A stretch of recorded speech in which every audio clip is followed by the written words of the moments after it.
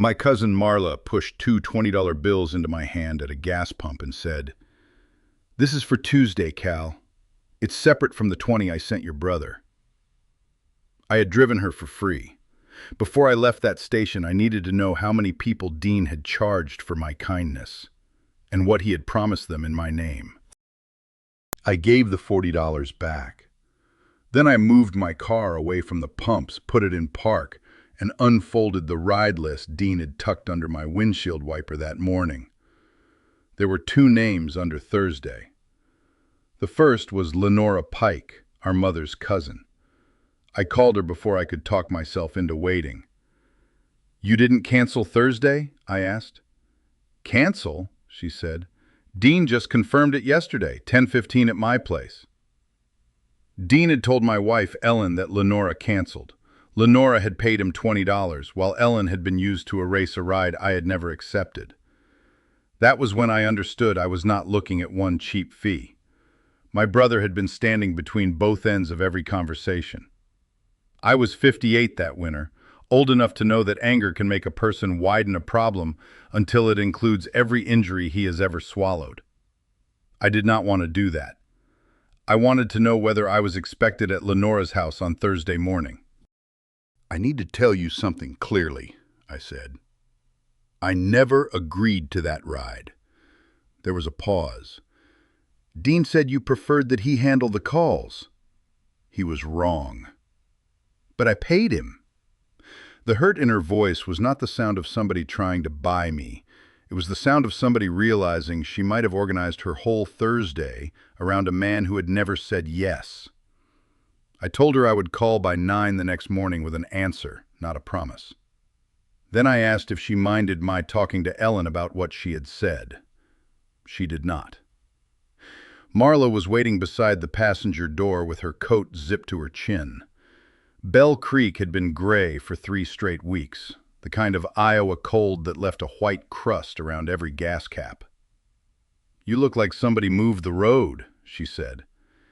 "Dean charged you $20 to arrange Tuesday? He said it covered calls and kept you from getting bothered all day." "Did he say I got any of it?" She looked at the $40 I had returned to her. "He said the 20 went to him. I figured the rest was for your gas." I told her I had not known there was a rest. She put the bills back in her purse slowly, like they had changed weight. I drove her home. That ride had already happened, and I was not going to make her feel ashamed for accepting a favor I had offered. At her curb, she asked if she should call everybody. "Not yet," I said. "Let me find out what I actually said yes to."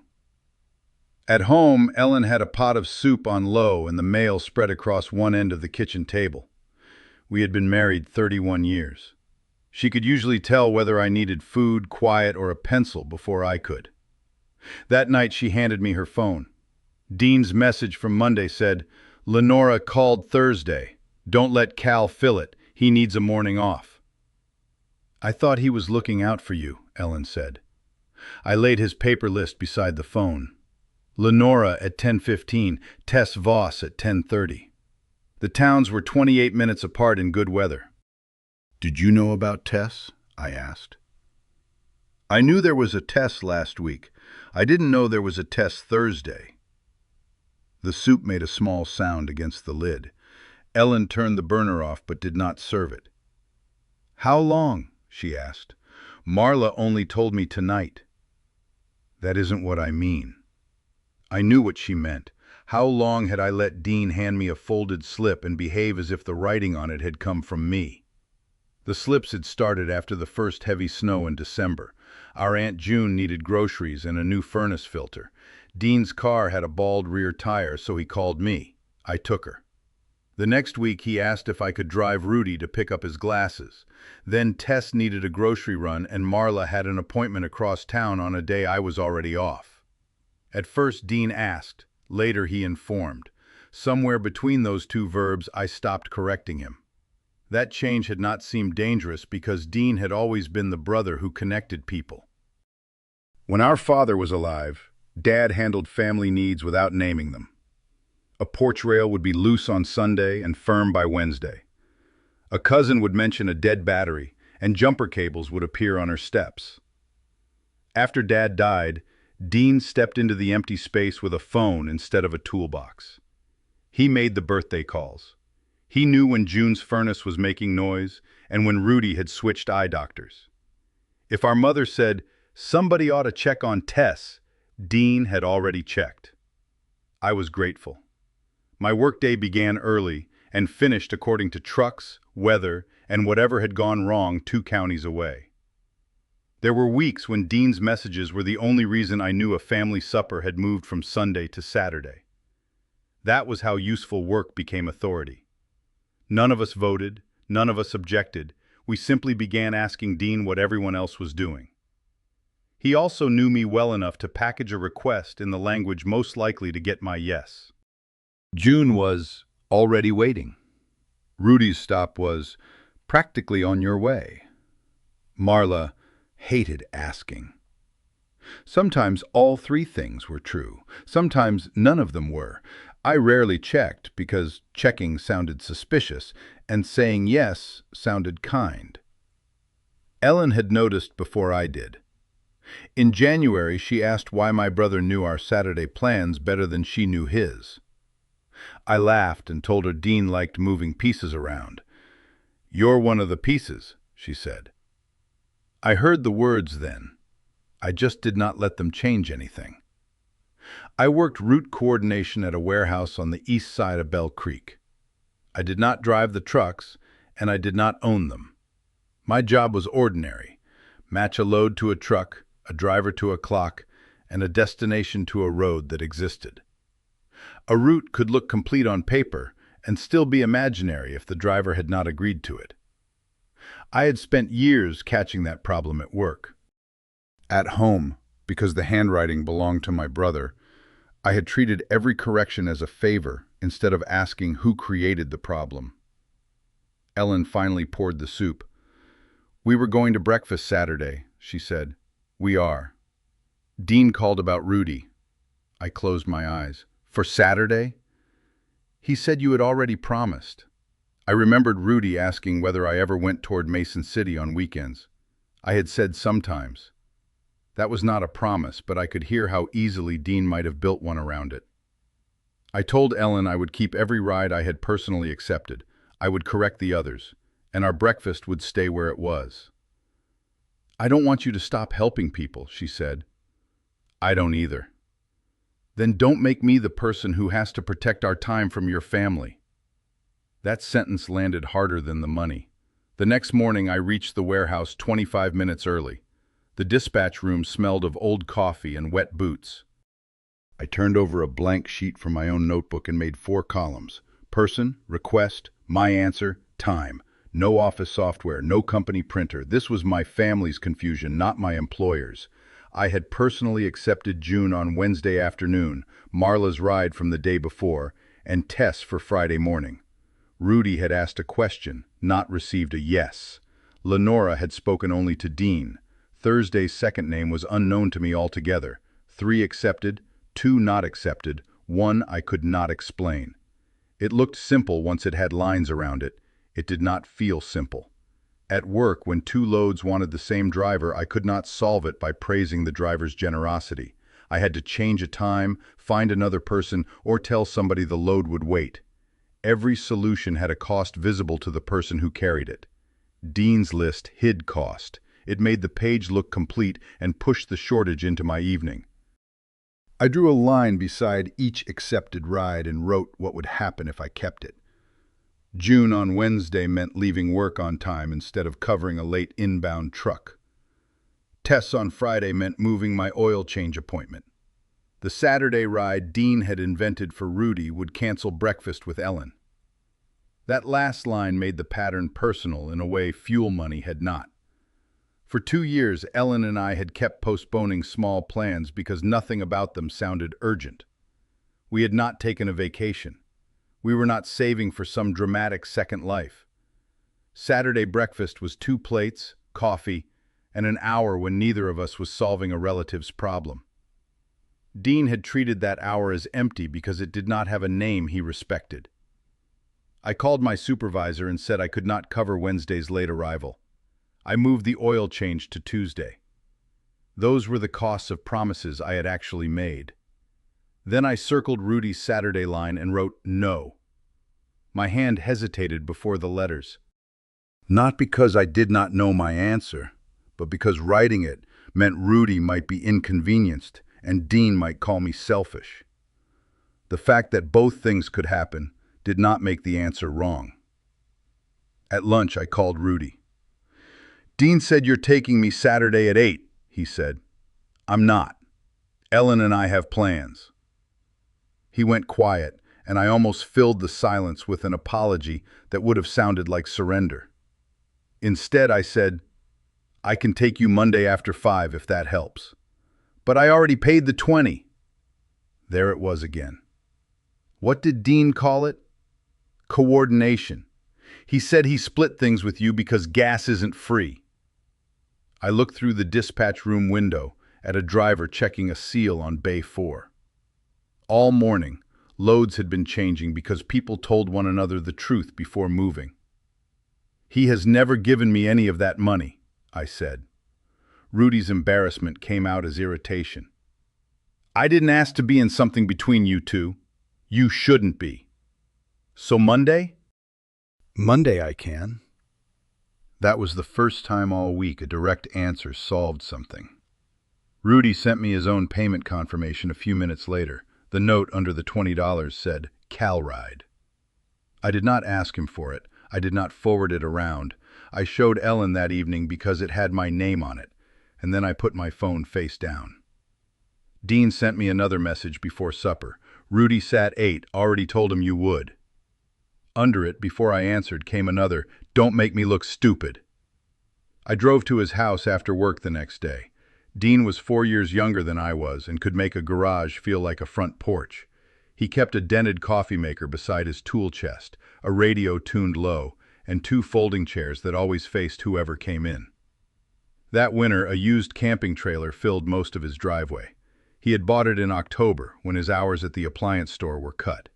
He talked about taking it to the Black Hills in spring.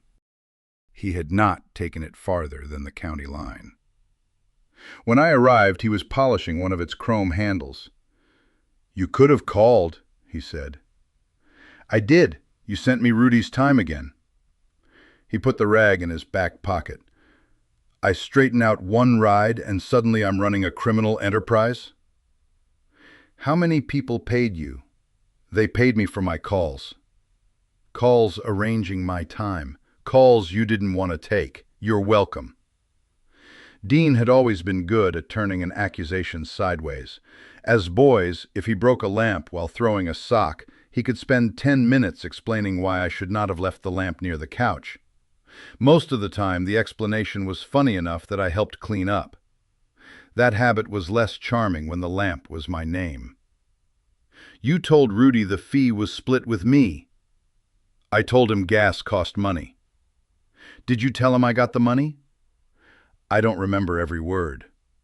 Who else paid you? He opened the trailer door and stepped inside, making me either follow or talk to his back. I stayed on the driveway. You know what the family was like before I took this over, he said. 6 people calling 3 people, everybody annoyed, June waiting until the last minute. I made it work. You made 2 rides for the same time Thursday. He looked out through the little screen. Tess moved. Ellen was told Lenora canceled. For the first time, he did not have a quick answer. I gave him the boundary before the argument could widen. You cannot offer my time.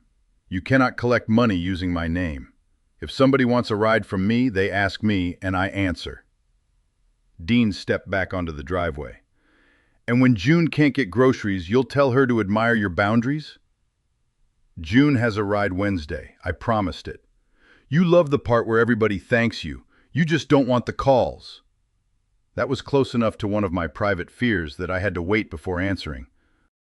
I did like being dependable. I liked pulling up when I said I would. I liked carrying bags to a door and refusing gas money with a wave. I had not examined how much of my goodness depended on other people needing me in exactly the way I preferred. But Dean had used that weakness as permission. No more offers in my name, I said. No more fees. Then you handle it. I'll handle my yes. Everyone else can handle theirs. He laughed once without humor. Cancel my list, he said. We'll see how much you care when people start missing things. I left without an answer to the number of people he had charged. I also left without taking his paper list. If I had taken it, I would have become the new owner of promises I still had not made. The next 3 days were not a clean march toward justice. They were inconvenient. June's Wednesday grocery run took 40 minutes longer because a water main crew had narrowed Hawthorne Avenue to 1 lane. She sat beside me in a blue wool coat and kept her shopping list folded inside one glove. June was 71 and perfectly capable of arranging her own life. She did not drive after dark because her night vision had worsened, and that winter dusk came before she finished most errands. Dean had taken that practical limit and turned it into a permanent identity. On his slips she was always, "June needs ride," as though the words described her instead of one trip. At the store she pushed her own cart, compared prices, and rejected 3 brands of canned tomatoes before choosing the one she liked. I followed with the heavier bag of pet food. "You know I can carry that to the car," she said. "I know. Then why are you holding it?" "Because I'm already holding it." She gave me the look older relatives reserve for younger people who are not as subtle as they think. "That answer gets you in trouble," she said. At the checkout, she paid for her groceries, tucked the receipt into her own wallet, and asked the cashier for 2 $5 bills. I thought she intended to give them to me, and irritation rose before she had even turned around. She put them in the charity jar by the door. I realized how quickly Dean's fee had made me suspicious of ordinary motions. That was another cost I had not put on my sheet. Halfway home, she said, "Dean told me you needed the money."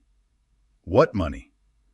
"The little arrangement money. He said you were too proud to ask." I tightened my hands on the wheel, then loosened them. I didn't know there was money. She looked out at the dirty snow piled along the curb. "Then I owe you an apology." "No. You believed my brother. I should have asked you." There was no grand speech after that. She crossed coffee off her list because she had found it cheaper at another store. I drove her home. Marla could drive around town. I had known that, but Dean's system had made her sound like a passenger in every direction. When Tess could not use the Friday time I had actually promised, Marla offered to combine Tess's groceries with her own errands. "I don't love the highway," she told me, "but the market is 6 stop signs from my house." Tess moved her trip. One line disappeared from my sheet without my engine starting. Rudy moved from Saturday to Monday. Ellen and I kept breakfast. We chose a diner on Willow Street where the coffee tasted faintly of cinnamon no matter what blend they claimed to use. At 8:20, just after our plates arrived, Lenora called. "Dean says you're outside," she said. I looked through the window. My car was parked beside a bank of gray snow. Ellen watched my face. "I'm not," I said. "He said you were on your way." Behind her voice I could hear a television and the hollow sound of a coat closet opening. Then Dean left me a voicemail. "Be a brother and fix it. She's ready now." My old habit rose up so fast it felt physical. The diner was 12 minutes from Lenora's house. If I left at once, I could be there before she had time to get angry. Ellen would say she understood. The eggs would cool. Dean would learn that urgency still worked. I stayed in the booth. "Lenora, I'm sorry you were told that," I said. "I can take you at 1 today or Monday at 10. If neither works, I'll help you call someone else. But I am not outside." "I paid for today." "You paid Dean. I didn't know." Her breath shook once. "I feel foolish." "So do I." That was the first honest thing available to both of us. She chose Monday. Then I asked if she would be willing to sit down with the adults Dean had been scheduling. Not to choose between brothers, not to make a case, just to decide how requests would work from then on. "Only if Ellen comes," she said. "He used her name too." Ellen nodded when I relayed it. We finished breakfast. I did not feel victorious. I felt like a man learning that keeping one promise can look for 20 minutes exactly like breaking another. By Sunday, I knew of 6 adults who had paid Dean. Marla and Rudy had their own phone confirmations. Tess remembered sending cash and a birthday card because she did not use payment apps. June had paid twice and did not care about getting it back. Lenora wanted every dollar returned because, as she put it, "I don't buy favors from family." The 6th was Paul, a cousin from Ellen's side whom Dean had met at our anniversary cookout. That was the name on the list I had not recognized. Paul made the situation harder because he was not part of the old pattern. He knew Dean as the sociable brother who could get things done. When I called, he assumed I was angry about not receiving my share. "I didn't ask him to pay you less," he said. "There was no share. He said you two were doing this together." Paul had paid once and been promised 2 rides. One was the Thursday appointment Dean planned to take himself. The other was a lamp pickup Dean had assigned to me without mentioning that Paul lived 12 miles beyond the repair shop. "Did I ever tell you yes?" I asked. "Dean told me you were the driver." "That isn't the same question." Paul was quiet. "No," he said, "you never did. I offered to handle the lamp on Tuesday because I would already pass the shop after my oil change. I declined the Thursday trip. Paul did not thank me immediately. He needed a minute to adjust from customer confidence to family uncertainty. So what am I supposed to say to Dean? Whatever is true from your side. I could hear how unsatisfying that sounded. People wanted me either to accuse Dean for them or forgive him for them. I would do neither. I called each person separately. I told them the same 3 things. I had not received any fee, Dean could no longer arrange rides in my name, and I wanted to solve the next week before discussing the last one. Somebody suggested a group message. Marla wanted to put all the confirmations in it. I said no. I did not want 40 relatives watching 6 adults untangle $160 and a damaged relationship. Public shame would have been easy. It also would have let the spectators feel clean without changing one ride. Marla disagreed. "If everybody knows, he can't tell a different story," she said. "If everybody knows, everybody will tell a different story. So he gets privacy?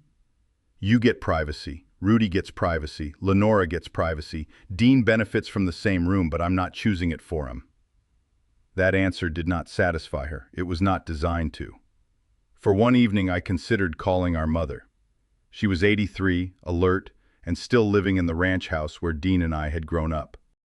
She had a way of making us sit on opposite ends of her couch until one of us became ashamed of wasting her afternoon.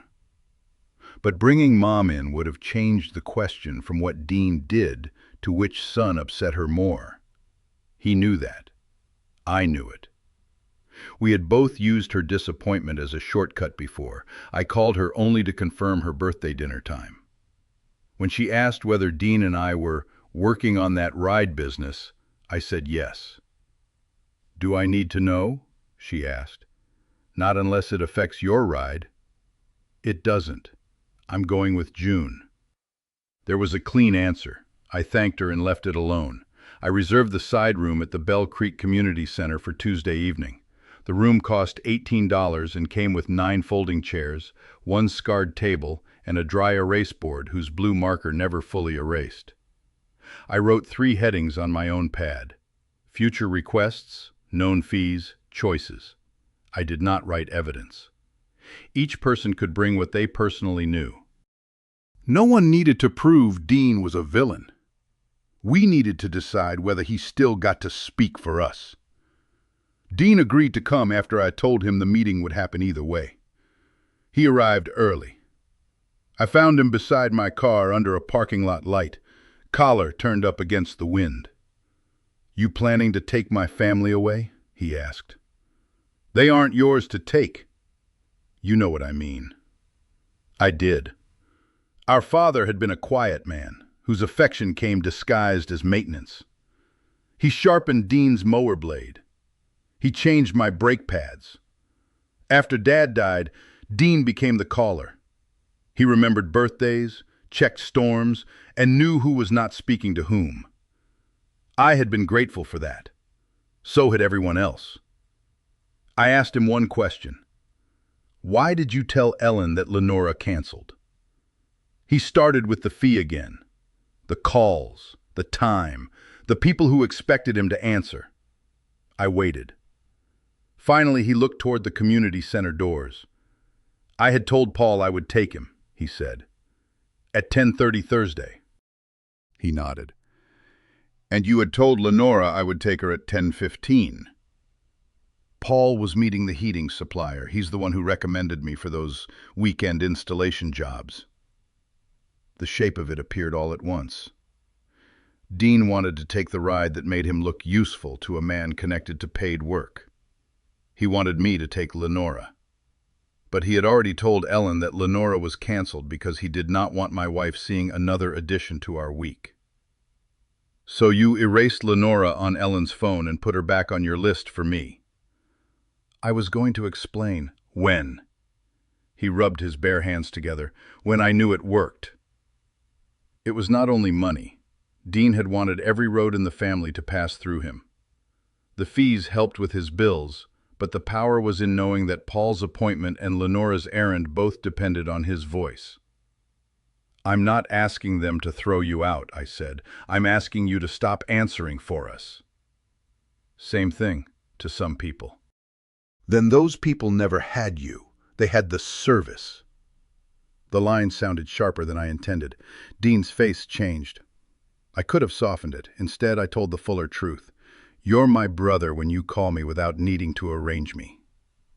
He looked at the doors again. You gonna say that in there? If I need to. The adults came in carrying winter coats, purses, and their own versions of embarrassment. Ellen sat beside me, but she did not take my notes. Marla set her phone face down. Rudy chose the chair closest to the exit. June brought no record at all. Dean stayed standing until Lenora told him he was making everyone nervous. I began with the gas pump. I said Marla had offered me $40 and mentioned a separate $20. I said I had learned that Dean took fees while telling some people I shared them. I also said I had let him hand me requests as if his asking and my agreement were the same thing. That part belongs to me, I said. I said yes too late, and no too rarely. But nobody gets to sell the space where my answer should be. Dean leaned back. There, he said, that's exactly what I mean. He makes a family favor sound like loading freight. No, Ellen said quietly. Freight arrives with better notice. A few people smiled, including Dean. It helped for about 5 seconds. Then June asked the question underneath his complaint. If we call Cal directly and he says no, what are we supposed to do? It was fair. Directness did not create more cars. I turned my pad around. On one side were 3 requests for the coming week. June needed the pharmacy Tuesday afternoon. Tess wanted the market Wednesday morning.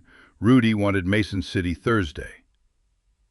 We decide together, I said, and sometimes the answer is that the trip changes.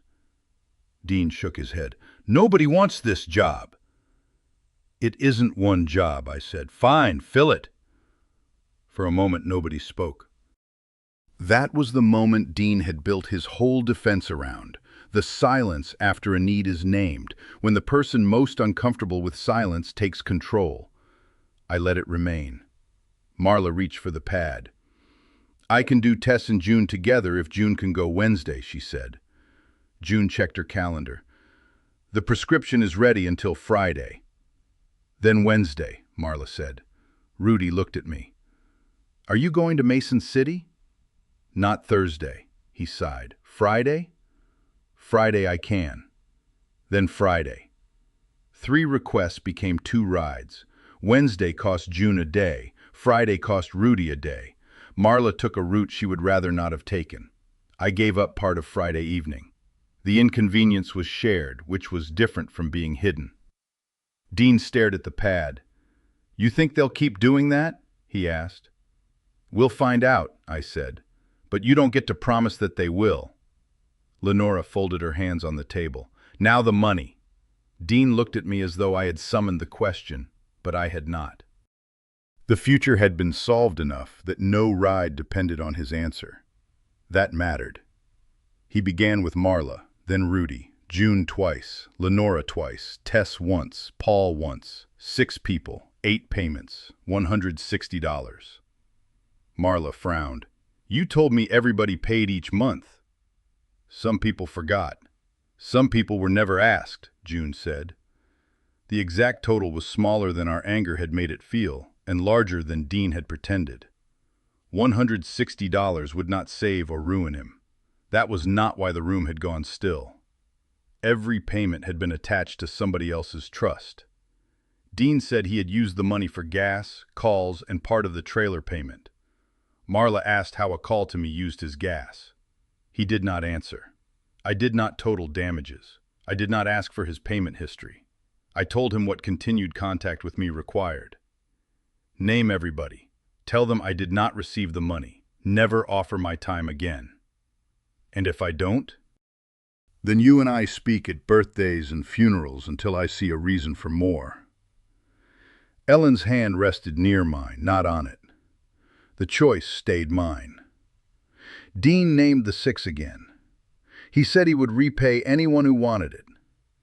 June waved one hand. "Keep my 40. I want you to remember I gave it as family, not as a customer." Lenora wanted hers returned. Rudy did too. Marla said she would decide later. Tess asked for 20 back. Paul said he cared more about Dean correcting the story. Nobody agreed on the same form of repair. That seemed right. Dean had made their choices uniform when he took the fee. He did not get to make them uniform again when returning it. "I can sell the camper," he said. His voice had changed. He was no longer performing ease. "You don't need to sell it for $160, I said. "There are other bills." That was his first admission that the fees had not been a tidy little service. He had bought the trailer when his hours were cut because he wanted one thing in his driveway that looked like a plan. Then he had tried to make the family pay for the feeling. No one applauded his offer. As we gathered coats, Dean's phone rang. He looked at the screen. Paul. Habit moved across his face. I watched him prepare an answer before he knew the question. Then he held the phone toward me. "He's asking for you." I took it. Paul needed to pick up a repaired lamp Thursday evening. "Thursday I can't," I said. "Tuesday after 6, I can." "Tuesday works." I handed the phone back. Dean could have told Paul Tuesday. He could have accepted thanks for arranging it. Instead, he said, "You heard him," and ended the call. It was a small act. Small acts had built the problem. I decided they could begin measuring the repair. Dean left his folded master list on the scarred table. I did not take it home. We tore off the coming week, the only part the adults had just agreed to, and left the rest for recycling. For the first 2 weeks, direct asking felt inefficient. June called me and Marla separately, forgot she had done it, then called Ellen to check. Ellen gave her our numbers and stayed out of the decision. Rudy got annoyed when I declined a same-day trip. Tess waited so long to ask that the market closed before Marla was free. Nobody enjoyed those moments. But confusion stopped arriving, disguised as my promise. We did not maintain a grand family schedule. The dry erase board stayed at the community center, and my 4-column page went into a kitchen drawer. What remained was simpler and harder. A person had to ask, and the person being asked had to answer. The first time I said no to June after the meeting, she replied, "All right," and called Marla. I spent the next hour feeling guilty anyway. Boundaries did not remove the old reflex. They merely kept the reflex from driving the car. Ellen noticed I was listening from my phone during breakfast. "Nobody is stranded," she said. I know. You don't look like you know. I put the phone in my coat pocket. I'm learning it slower than everybody else. She smiled. You always did prefer a long route. That was as close as she came to making light of what Dean had done. She had not forgiven him for using her as a false messenger, but she did not ask me to cut him off. She asked only that I stop making her responsible for whether I rested. Dean tested the boundary twice. The first time he texted, "Can you get June tomorrow?" I answered, "Have her call me." He sent a thumbs up and did not relay the request. The second time he wrote, "I told Rudy you might be free Friday." I called him. "Might be free is still speaking for me," I said. "I didn't say yes. You put my possibility in his day before I did." He was quiet long enough that I expected the old argument. "All right," he said finally. "I'll tell him to ask." It was not an apology. It was changed behavior at the exact point where the old behavior would have been easier. Dean sold the trailer in March. He got less than he had paid, enough to clear the remaining loan and return the money to Lenora, Rudy, and Tess. Marla eventually asked for her 20 back. Not because she needed it, she said, but because she wanted him to complete one uncomfortable task. He did. June never asked for hers. Paul asked only for a message that said, plainly, Cal never received any part of the fee. Dean sent it. The repayments did not restore trust. They settled the amounts, which was smaller and more honest. What changed him more was losing the central position. On our mother's birthday, there were 3 separate calls about dinner instead of one announcement from Dean. He arrived not knowing who needed a ride. For the first time in years, he had to ask where to put his coat because he had not come early to organize the room. He looked smaller. I did not enjoy that as much as I had imagined I might. After dinner, he called me from his own kitchen. "Good turnout," he said. It was. June liked the cake. She took 2 pieces. Then we spoke about a leaking faucet at Mom's house and whether the hardware store still carried the old washer. No rides, no list, no request hidden inside the conversation. It lasted 4 minutes. That was enough. Ellen and I kept going to breakfast on Saturdays. Not every Saturday, because routines can become another kind of command if you are not careful. But often enough that the woman at the Willow Street diner stopped asking whether we wanted coffee. I still drove June.